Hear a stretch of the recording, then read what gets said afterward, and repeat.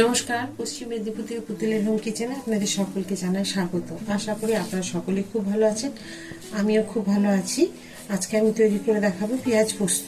তো পেঁয়াজ আলু দিয়ে পোস্ত, শুধু পেঁয়াজ পোস্ত না। তো দিয়ে দেবো আমি একটুখানি হাফ চামচ মতো জিরে, সাদা জিরে, আর একটা শুকনো লঙ্কা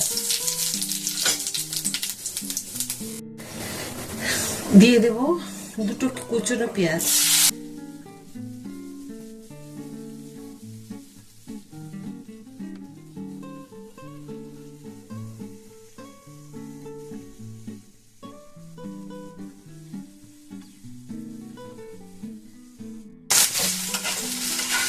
পেঁয়াজগুলো দেখুন একটুখানি ভাজা হয়ে গেছে।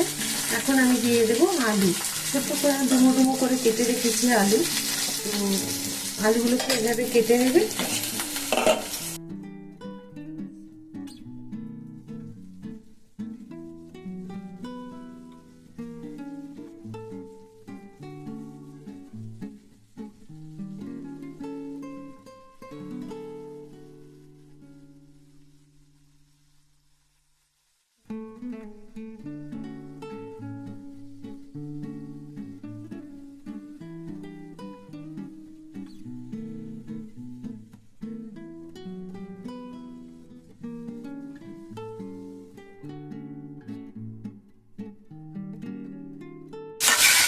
আমি আরেকবার একটু ঢাকা খুলে নিয়ে একটু উল্টে পাল্টে দিলাম, তাহলে আলুগুলো ভাজাও হবে, সেদ্ধও হয়ে যাবে, একসাথে দুটোই হয়ে যাবে।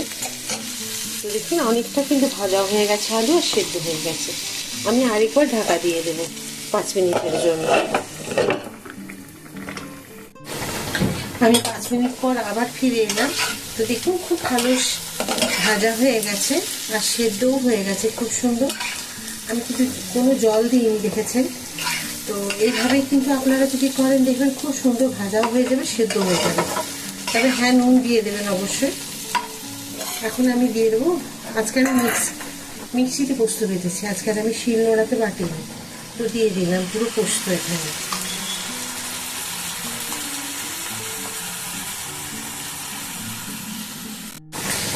এই যে বাটি ধোয়া জল একটুখানি দিলাম আমি। এবার এটাকে আমি একটুখানি মিশিয়ে নেব, খুব সুন্দর করে পোস্ত আর আলু একসাথে মিশিয়ে নেব। এইভাবে পোস্ত করবেন একবার, পেঁয়াজ আলু পোস্ত খুব সুন্দর হবে খেতে।